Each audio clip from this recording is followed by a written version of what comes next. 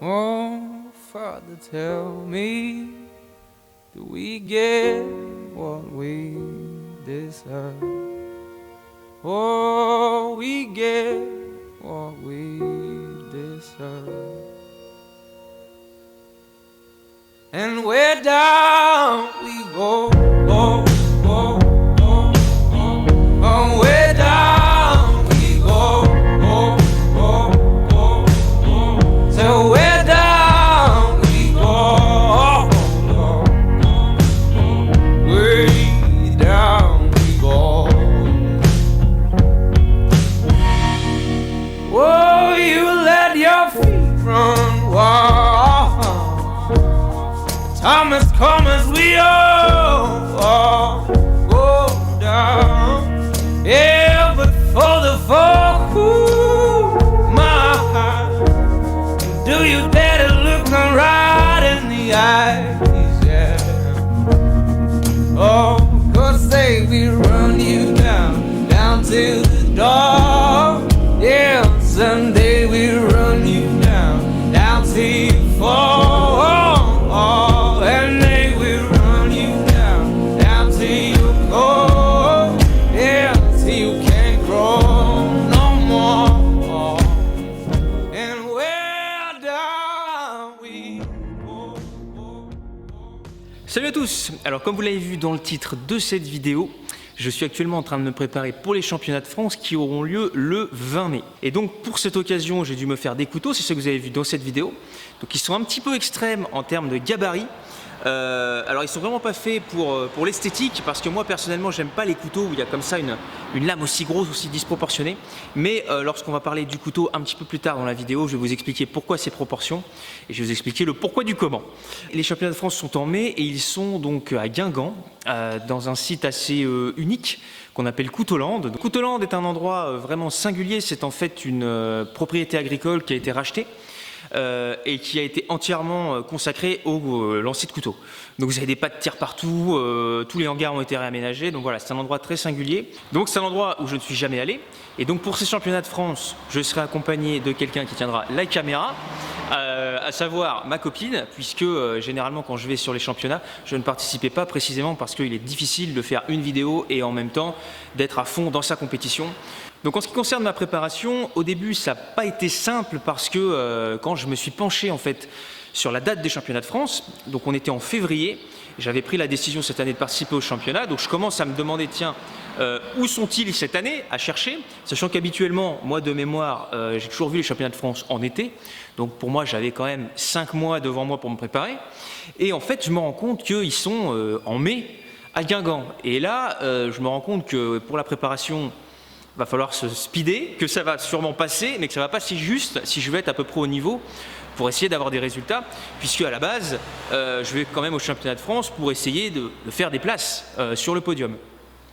Donc il m'a quand même fallu un mois pour mettre au point des couteaux qui m'allaient, qui correspondaient, pour mettre au point des pas de tir, c'est-à-dire pour trouver les cibles en fait en tronc qui correspondent vraiment à ce qu'on retrouve en compétition, les accrocher à la bonne hauteur, etc. Tout ça, ça m'a pris un mois. Et donc en fait, je me suis retrouvé à avoir plus que 2 mois et demi, allez peut-être 3 mois, mais pas plus pour me préparer. Donc je m'y suis mis à fond, 1 heure à 2h30, 3h par jour, mais en gros j'étais sur une moyenne d'1h30. Alors si j'avais pu tenir ce volume d'entraînement jusqu'à maintenant, j'aurais pu être complètement prêt pour ces championnats, ce qui n'est pas le cas. Je vais rentrer dans le détail. Donc au début, 1h30 à 3h par jour, c'était vraiment nécessaire parce que j'étais dans les choux, donc j'ai vite progressé, surtout à 3 mètres, j'ai vite progressé jusqu'à faire des scores honorable pour essayer de faire quelque chose au championnat de France. Mais après, rapidement, avec le boulot, j'ai eu quelques tuiles, quelques petits trucs. Bon, ça a été compliqué de tenir le rythme. Second détail qui était un petit grain de sable dans le rouage de ma profession, c'est que lorsque j'ai mis ces couteaux au point, je savais très bien qu'ils étaient vraiment faits pour performer à 3 mètres, 5 mètres et 7 mètres, c'est-à-dire sur 1 rotation, 2 rotations, 3 rotations, donc qui sont vraiment les épreuves basiques de précision pour le lancer en rotation. Et donc, ce ne sont que, à ces distances-là, des lancers par le manche. Donc ça, ce couteau est fait pour maximiser les scores sur ces 3 distances-là. Mais sur les épreuves, par exemple, de walk-back, où il faut reculer à chaque fois d'1 mètre, donc où on alterne les prises par le manche, par la lame, par le manche, par la lame, il me faut d'autres couteaux.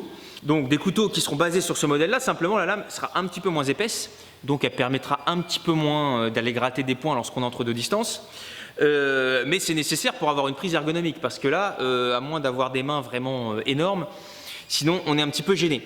Et le problème, c'est que la mise au point de ces couteaux a pris un peu de temps, j'ai pas vraiment trouvé le temps de les faire, etc. Et donc là, on est à 15 jours de la compétition, je les ai toujours pas.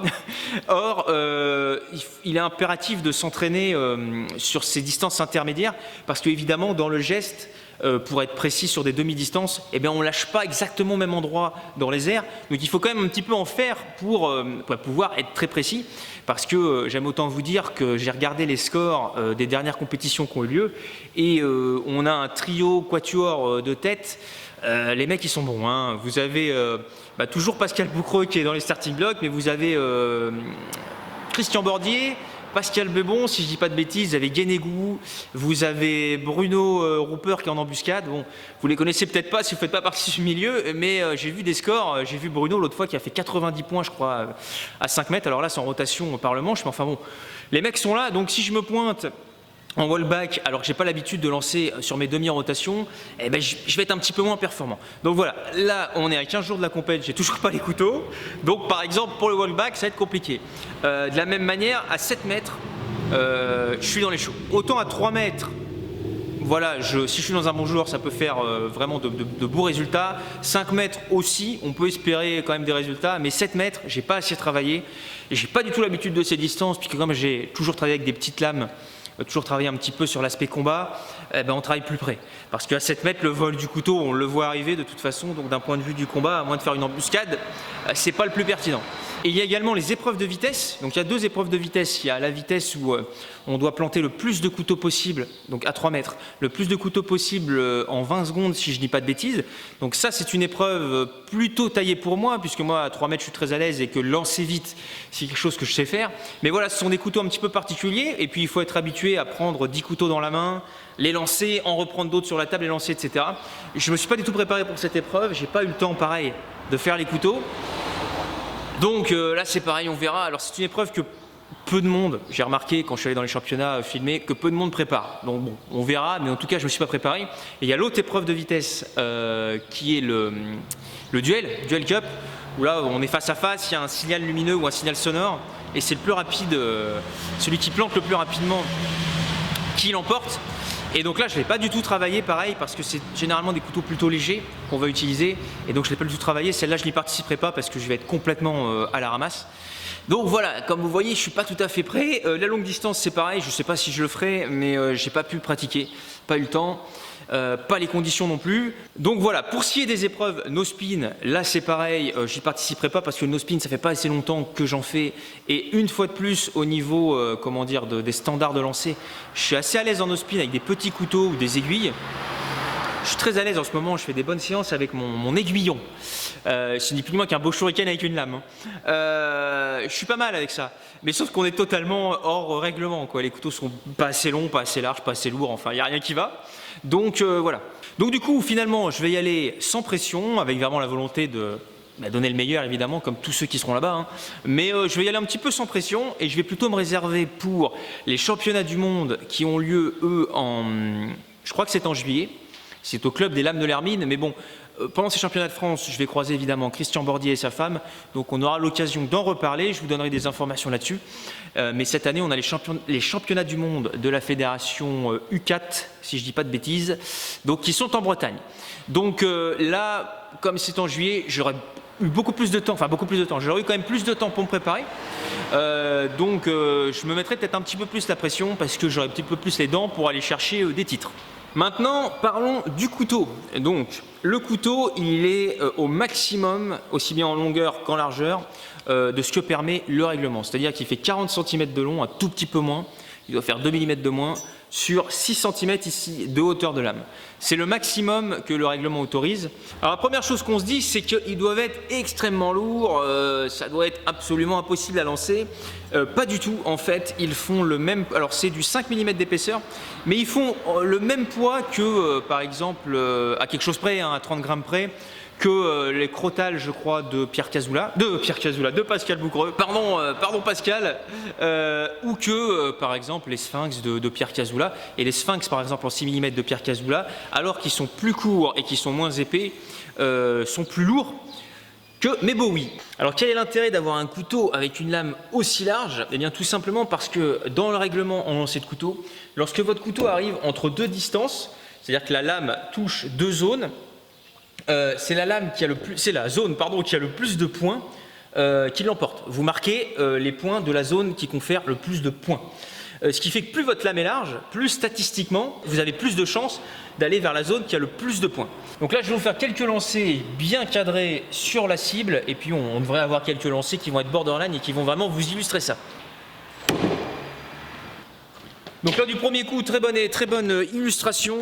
Hop, je prends, pardon, excusez-moi, je vous renverse la caméra. Mais regardez, alors oui, c'est un petit peu sombre de ce côté-là, donc on va se mettre comme ceci. En fait, là, je prends le 5, vous voyez, hop. Je touche le 5, je touche le centre, donc là je marque le maximum de points. Si ma lame fait 1 cm de moins en épaisseur, je loupe le 5 et je fais 4. Voilà, donc évidemment c'est la raison pour laquelle l'épaisseur des lames est limitée, parce que sinon on se retrouverait à lancer des feuilles de boucher énormes qui prendraient la moitié de la cible. Mais le problème lorsque vous faites une lame aussi large, c'est que c'est bien beau, mais pour maximiser la surface touchée dans la cible, il faut que la lame aille loin. Parce que si vous avez une lame de 6 cm mais qui pénètre que de 2 ou 3 cm, bah, ça ne sert à rien. Or, c'est ce qui fait que les gens généralement sur les championnats n'ont pas des couteaux très épais, parce que souvent comme la norme est au hardox, et que le hardox on ne peut pas faire une émouture vraiment très fine, parce que moi ici en fait c'est un vrai couteau, hein, c'est du XC75 trempé et on a 1 mm au tranchant à peine, donc on peut vraiment, il suffit de le passer à la pierre ou au backstand et il serait tranchant. On peut vraiment l'affûter. Et donc ça fait deux choses. Ça fait que malgré sa largeur, il est quand même très fin. Donc il peut aller très loin dans la cible. Et qu'en même temps, il est très léger. Parce qu'en fait, sur toute la surface là, de la lame, il faut bien comprendre que si l'émouture montait jusqu'en haut, ce qui n'est pas le cas là, hein, mais si elle montait jusqu'en haut, en fait, d'un point de vue géométrique, sur toute la surface de la lame, vous perdez 50% du poids. Si vous faites une émouture intégrale. Là, on n'est pas sur une émouture intégrale, mais pas loin, donc on doit perdre 40% du poids. Donc on est sur du 5 mm, mais en fait, ça pèse plutôt comme si la lame faisait du 3,5, quoi. Truc dans le genre. Et donc, ce qui fait que le couteau est très léger. Alors, j'ai un peu l'air idiot parce que je ne sais pas le poids de mon couteau. J'ai oublié de le peser avant, et c'est un détail pour moi pas important d'avoir la donnée précise parce que je m'entraîne tous les jours et que je me suis habitué.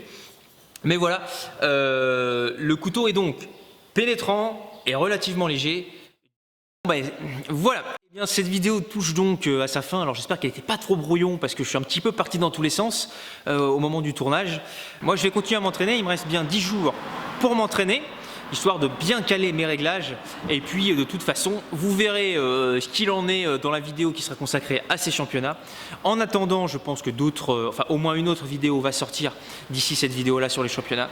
Et puis, quoi qu'il en soit, chers auditeurs, auditrices, restez à l'écoute puisque là, normalement, j'ai à peu près un bon rythme au niveau des vidéos.